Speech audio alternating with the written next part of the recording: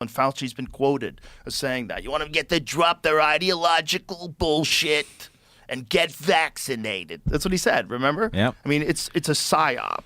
And now we know. Yeah, We've been through that before. It wasn't the first time. It wasn't, but it was the first time in my life. No. But it was the first time in my life where everybody talked about it. Where Yes, you it was were the first time. forced The to first do time where we something. saw the man behind the curtain. Yeah. Yeah. The first time we saw that, you're silencing legitimate doctors who disagree with you.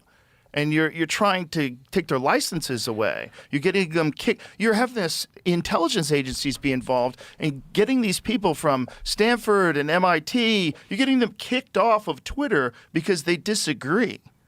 Right. This is crazy. It's crazy. But we saw it now. Oh, well, no, but we did and we didn't, okay?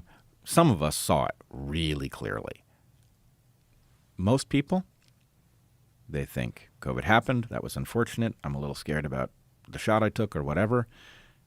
I don't want to talk about it. I don't think it's just a little scared. I think everybody knows somebody who took it and got really fucked Well, up. I would agree with you, but they still don't want to talk about what happened. They don't understand that getting to the bottom of that story is essential if it's to not happen again.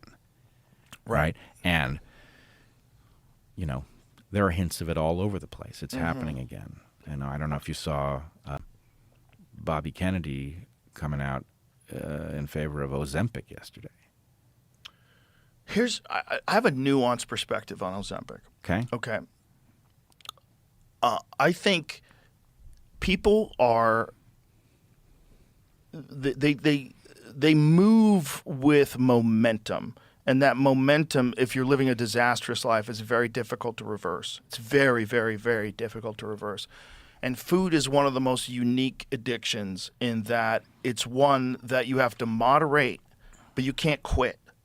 Like, you can quit gambling, you can quit smoking crack, you can't quit eating. So the thing that you're addicted to, you have to keep doing. It's the craziest high wire act in addiction, in my opinion, because it's the one that you absolutely need in order to stay alive. Right, you can't go cold turkey. You can't go cold turkey, and you're eating too much of it, and so you're always going to be tempted. And the stuff that you need to eat is going to cause you discomfort because you've got to reduce calories and get your body to start burning fat. It's all fucking craziness.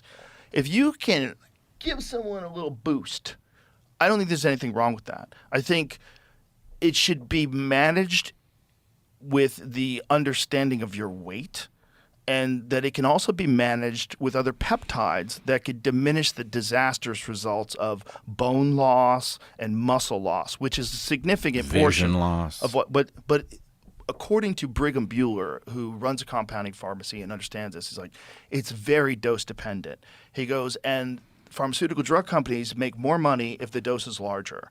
And he was explaining how this is part of the problem they have with compounding pharmacies, because compounding pharmacies can kind of make the doses that's appropriate to your body mass, how much weight you're trying to lose.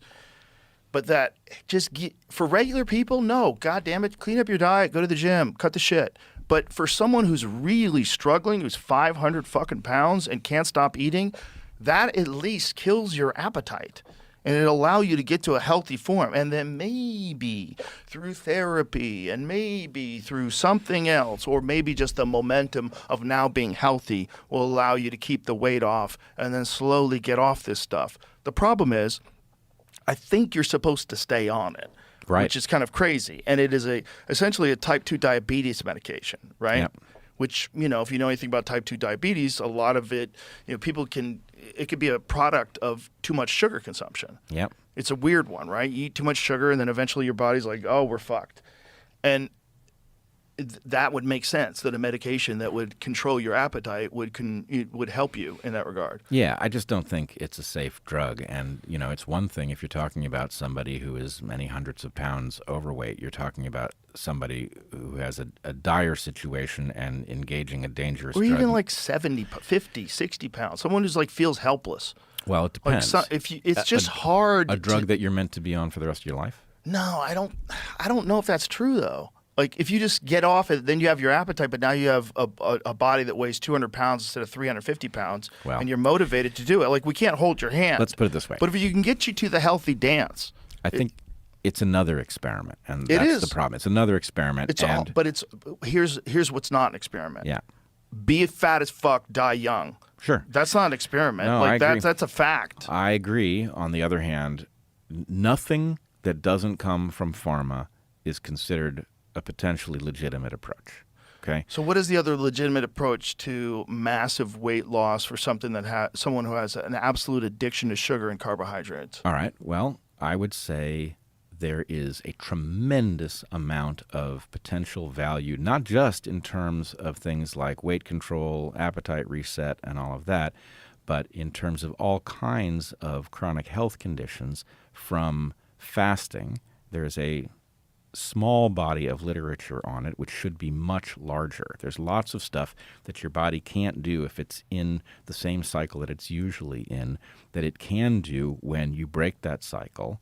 There's all sorts, Heather and I've done a ton of regular water fasting, and I've done a smaller amount of dry fasting. Heather and I have been experimenting with that because Heather has some injuries from a boat accident in 2016 that caused a lot of internal soft tissue damage.